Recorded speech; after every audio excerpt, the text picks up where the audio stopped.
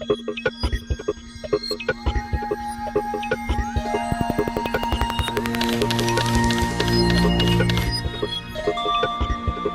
name is Professor Michio Kaku. I'm a professor of theoretical physics at the City University of New York, and I specialize in something called string theory. I'm a physicist, and some people ask me the question, what has physics done for me lately? I mean, do I get better color television? Do I get better internet reception with physics? And the answer is yes. You see, physics is at the very foundation of matter and energy. We physicists invented the laser beam. We invented the transistor. We helped to create the first computer. We helped to construct the internet. We wrote the World Wide Web.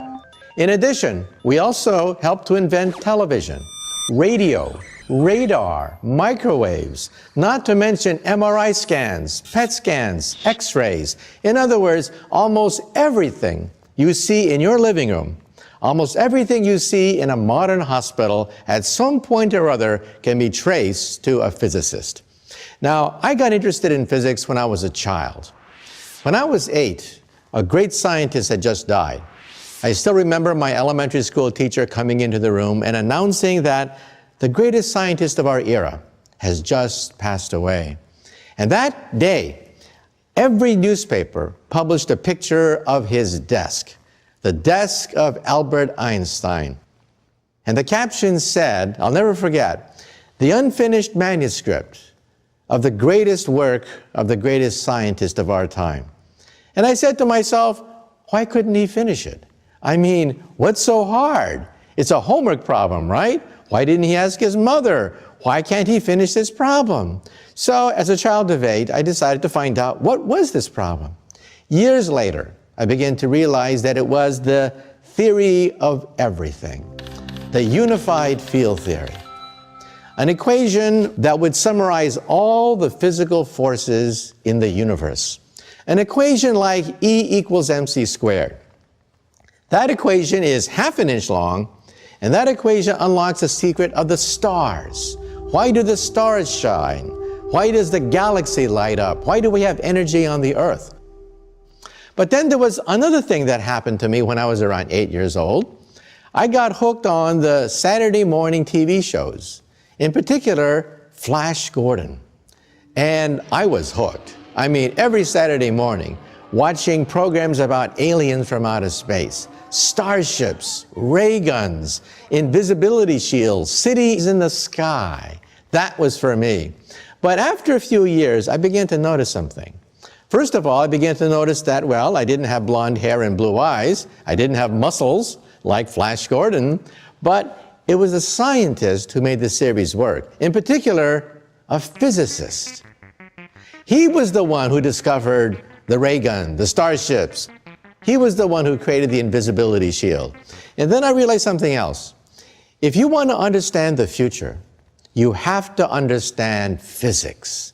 Physics is at the foundation of all the gadgetry, the wizardry, all the marvels of the technological age. All of it can be traced to the work of a physicist. Most of science fiction is, in fact, well within the laws of physics, but possible within maybe 100 years. And then we have impossibilities that may take 1,000 years or more.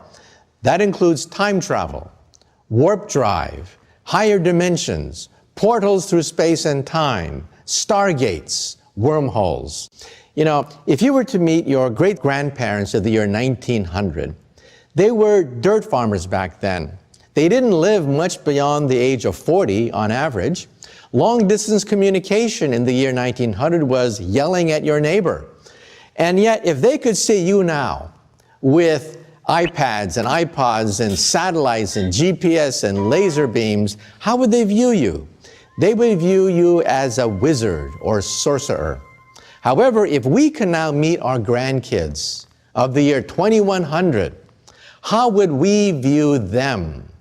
We would view them as gods. Like in Greek mythology, Zeus could control objects around him by pure thought, materialize objects just by thinking. And their perks being a Greek god, Venus had a perfect body, a timeless body, and we are beginning now to unravel the genetics at the molecular level of the aging process.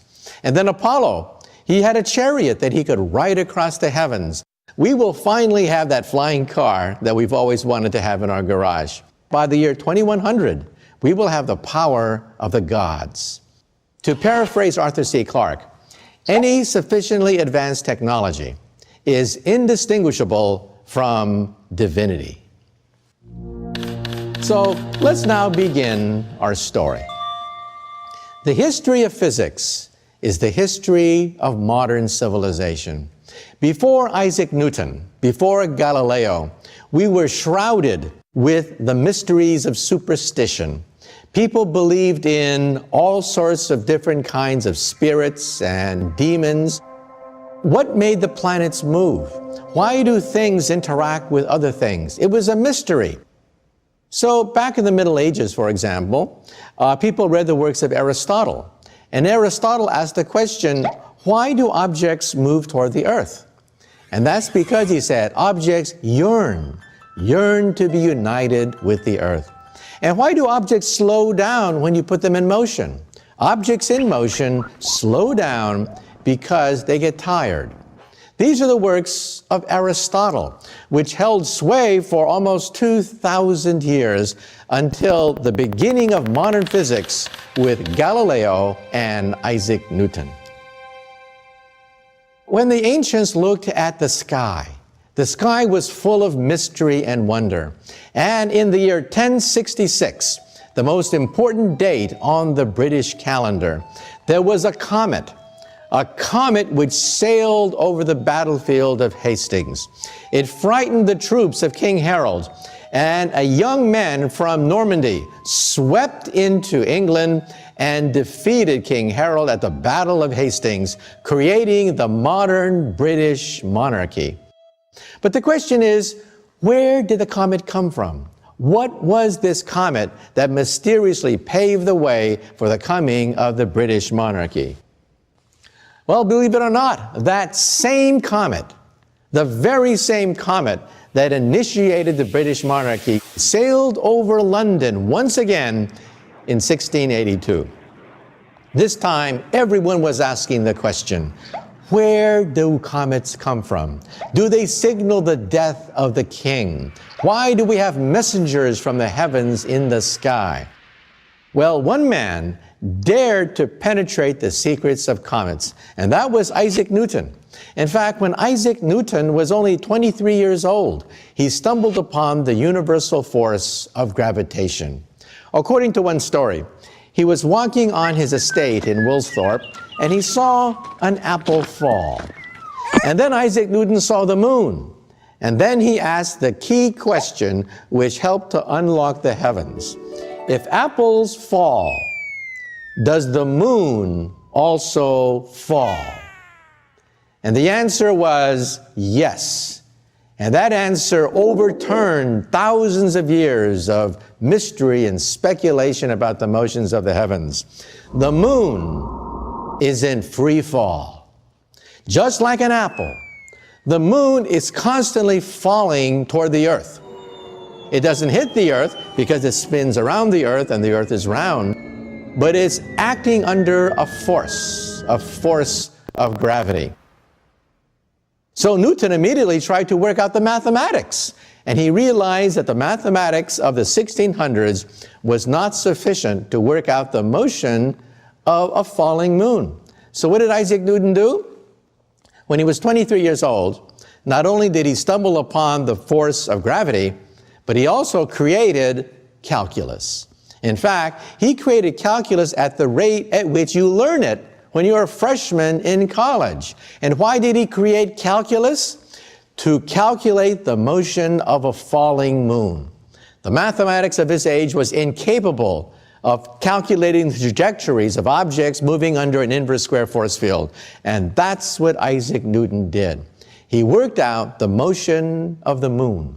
And then he realized that if he understands the moon, he also understands the motion of the planets in the solar system.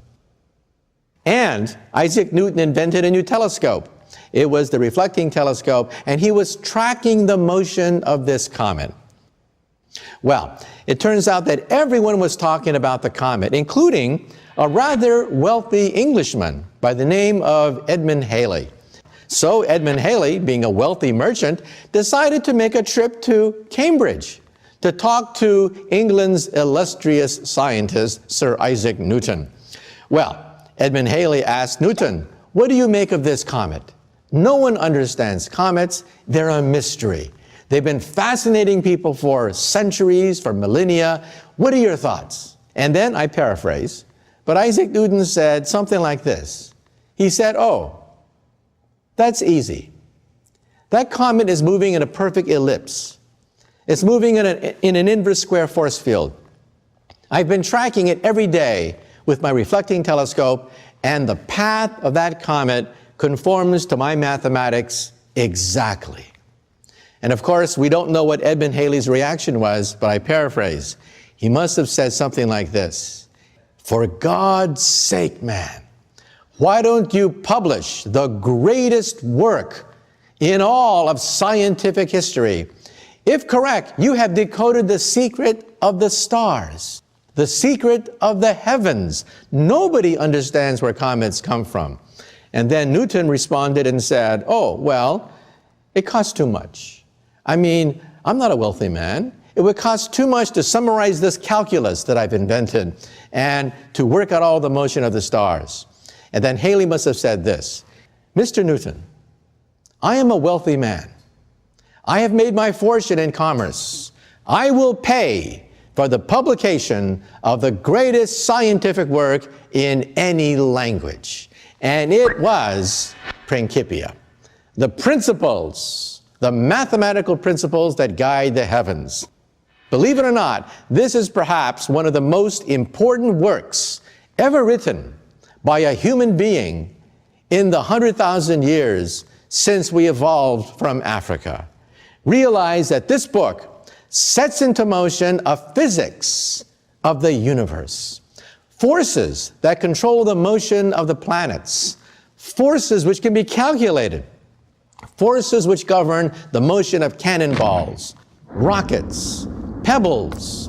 Everything that moves according to the laws of motion and the calculus of Sir Isaac Newton. In fact, even today, when we launch our space probes, we don't use Einstein's equations. They only apply when you get near the speed of light or near a black hole. We use Newton's laws of gravity. They are so precise that when we shoot a space probe right past the rings of Saturn, we use exactly the same equations that Isaac Newton unraveled in the 1600s. That's why we've been able to unravel the secrets of the solar system, complements of the laws of motion of Isaac Newton. So what Newton did was not only did he set into motion the ability to calculate planets, he also set into motion a mechanics. Machines now operated upon well-defined laws. Newton's 3 laws of motion.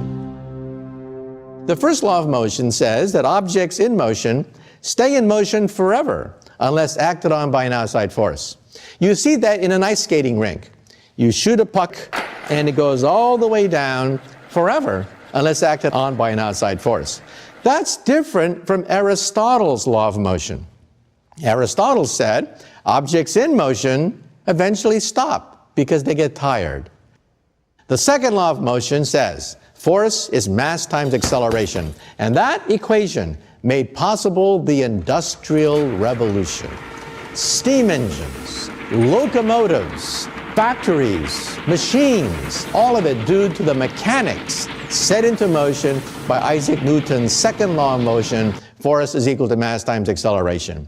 And then Newton had a third law of motion. For every action, there's an equal and opposite reaction. That's the law of rockets. That's why we have rockets that can sail into outer space. So the lesson here is, when scientists unravel the first force of the universe, gravity, that set into motion the Industrial Revolution. a revolution which toppled the kings and queens of Europe, which displaced feudalism, ushering in the modern age, all because a 23-year-old gentleman looked up and asked the question, does the moon also fall? You know, when I was a kid growing up in California, I would see pictures of the Empire State Building. And I said to myself, how could they possibly build such a big building and not know that it's going to fall? Why doesn't it fall? They didn't build scale models of the thing. You couldn't have an Empire State Building that big to test whether it's going to fall or not. How did they know ahead of time that that building wouldn't fall? And the answer is Newton's laws of motion. In fact, today I teach Newton's laws of motion, and you can actually calculate the forces on every single brick of the Empire State Building. Using Newton's second law of motion, force is mass times acceleration. When Newton unraveled the force of gravity, that was the first force.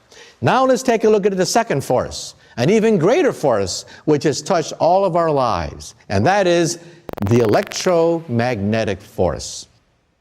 Ever since humans saw lightning bolts light up the sky, ever since they were terrified by the sound of thunder, they've been asking, do the gods propel lightning bolts and create thunder? Are they angry at us?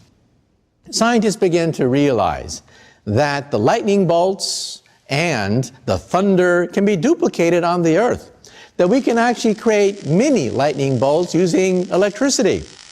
But it wasn't until the 1800s that finally we began to unlock the second great force which rules the universe, the electromagnetic force.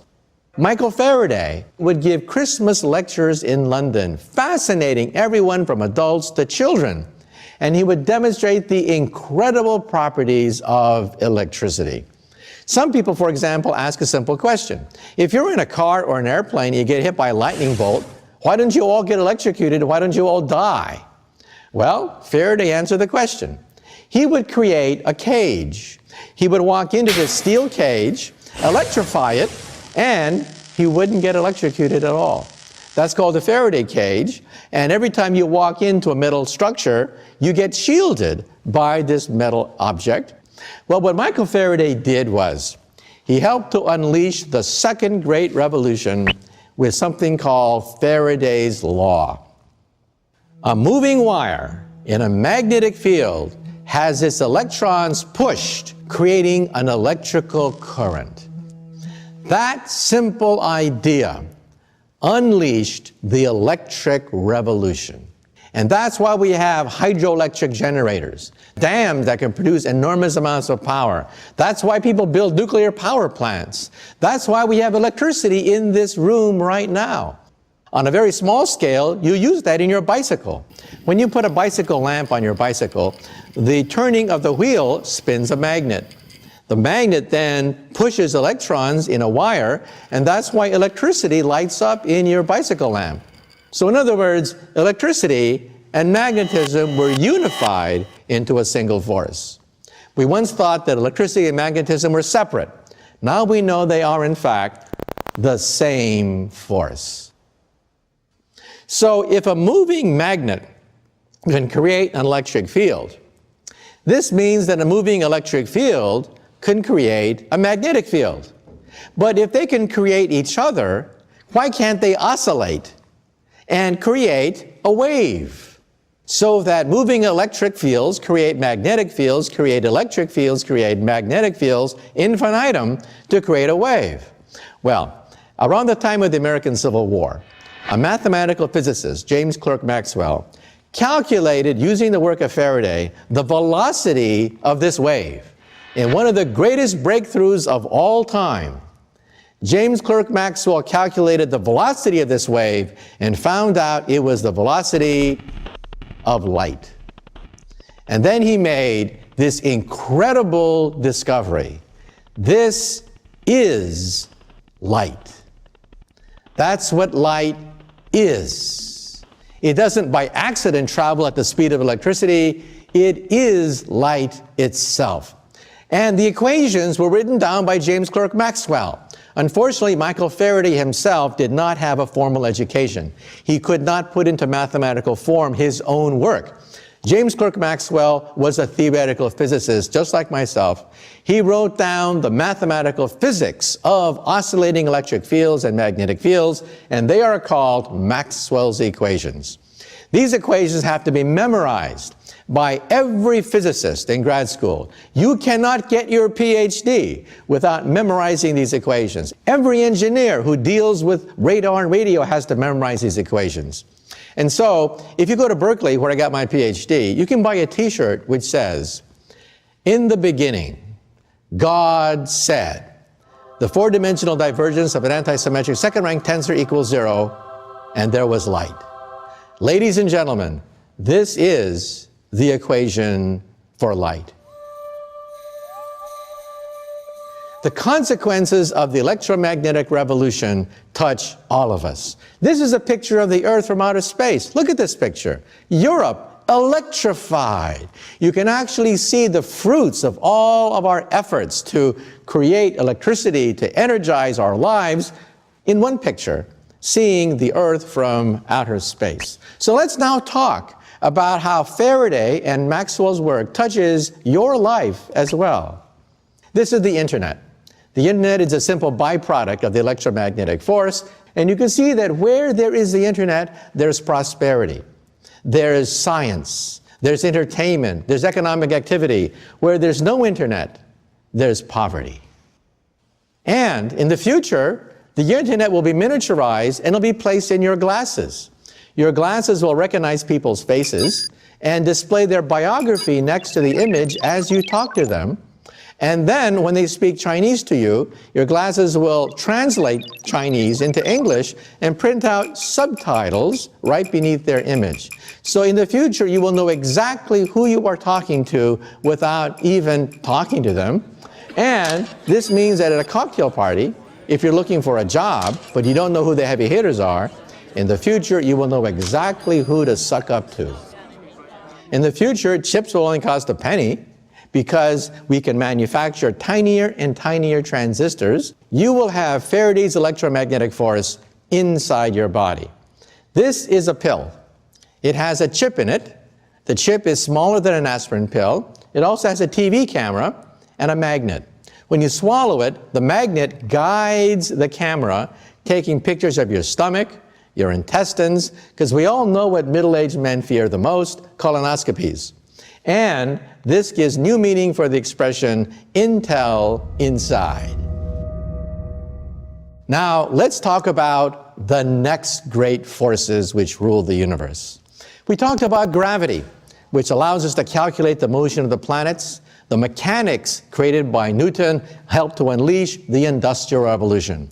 Michael Faraday worked out the electromagnetic force, which gave us the wonders of the electric age. And now let's talk about the nuclear age, the stars and the sun. People have been fascinated by the sun. Apollo was the god that strode across the heavens in his fiery chariot. But hey, when you calculate how long coal or oil will burn like the sun, you realize that in just a few hundred years, the sun would burn to a crisp. So what could possibly last for billions of years? There must be a new force, a nuclear force. Einstein and others helped to unravel the secret of the stars. The nuclear force comes in two types, weak and strong. The weak nuclear force governs radioactive decay. The strong nuclear force is one of the strongest forces in the entire universe. It's so strong, it holds our protons together ever since Genesis, the beginning of time. The equation which allows for the liberation of energy is Einstein's famous equation, E equals mc squared. What Einstein showed was that the faster you move, the heavier you get. So your weight is not a constant. When you move very rapidly, you get heavier, something which we measure every day in the laboratory. Now this means that the energy of motion transformed into mass, because you get heavier. Now listen carefully.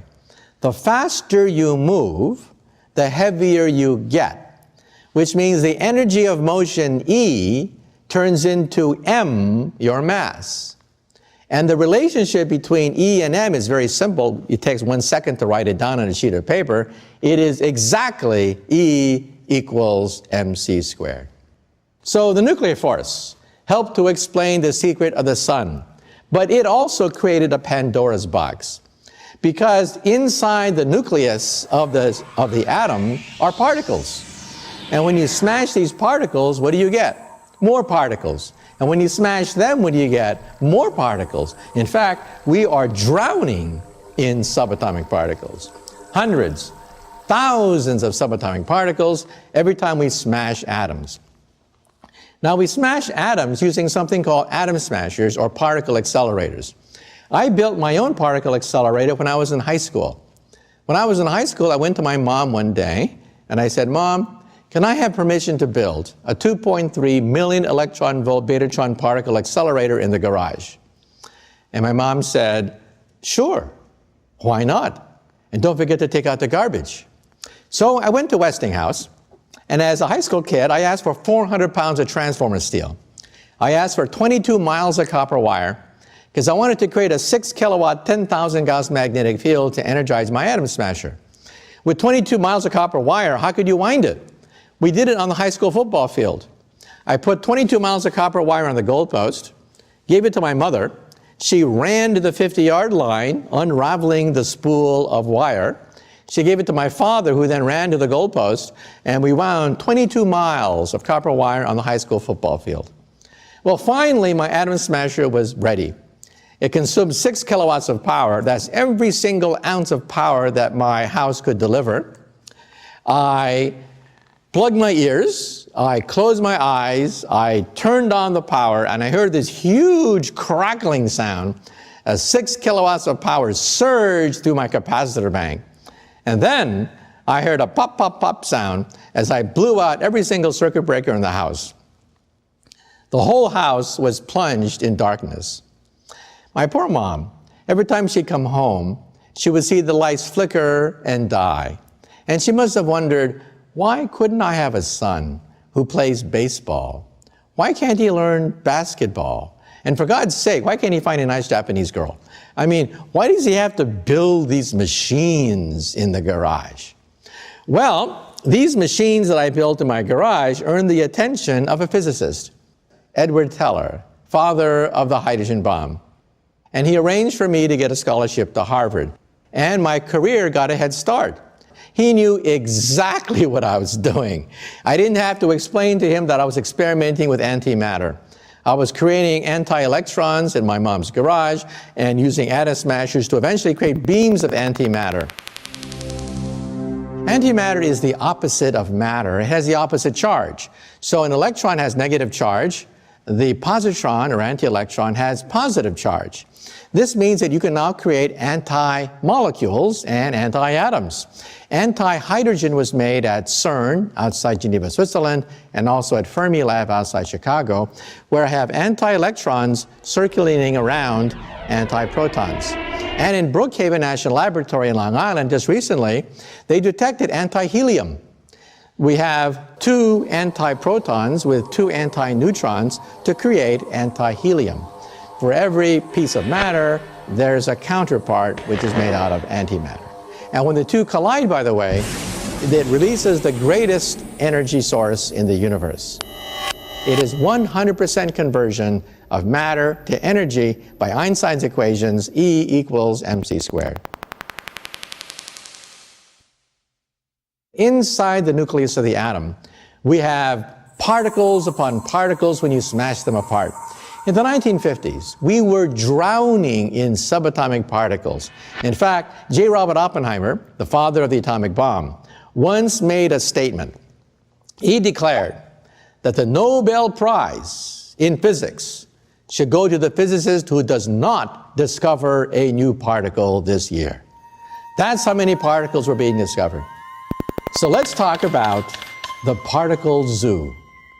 Right now, we physicists have unlocked hundreds, thousands of subatomic particles, and we've been able to piece them together into a jigsaw puzzle. It's called the Standard Model. It has 36 quarks, 19 free parameters, 3 generations of quarks, no rhyme, no reason, but this is the most fundamental basis of reality that we physicists have been able to construct. Billions of dollars, 20 Nobel Prizes have gone into the creation of the Standard Model, and it is the ugliest theory known to science, but it works.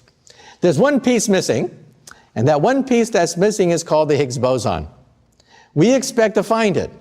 We want to create a higher version of this theory. And that theory, we think, is string theory. String theory is based on the simple idea that all the 4 forces of the universe, gravity, the electromagnetic force, and the 2 nuclear forces, can be viewed as music. Music of tiny little rubber bands.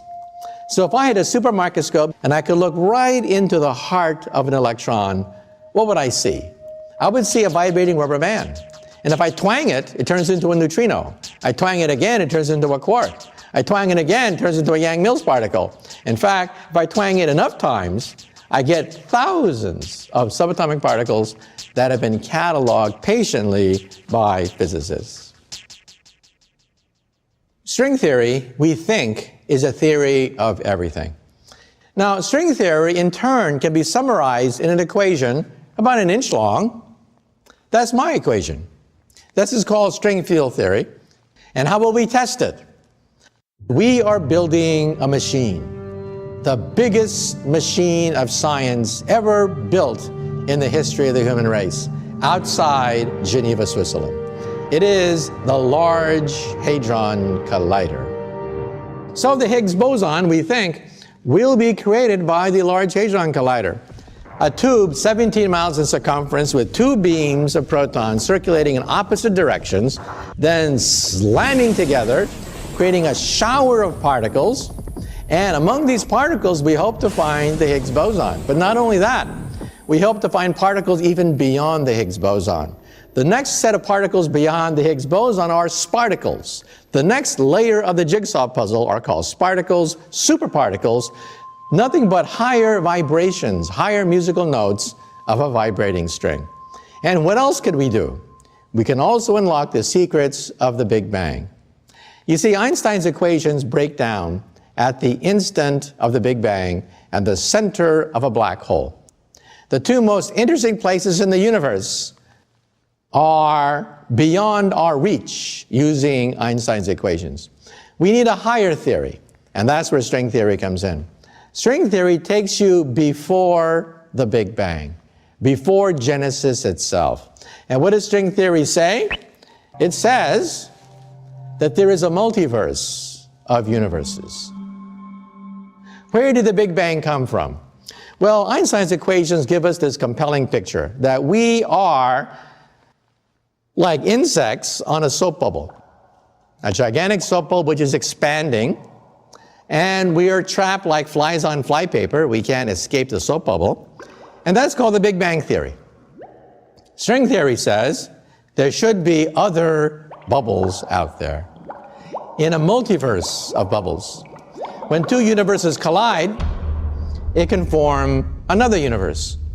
When a universe splits in half, it can create 2 universes, and that, we think, is the Big Bang. The Big Bang is caused either by the collision of universes or by the fissioning of universes. If there are other dimensions, if there are other universes, can we go between universes? Well, that, of course, is very hard. However, Alice in Wonderland gives us a possibility that maybe one day we might create a wormhole between universes. This is a wormhole. Think of taking a sheet of paper and putting 2 dots on it. The shortest distance between 2 points is a straight line.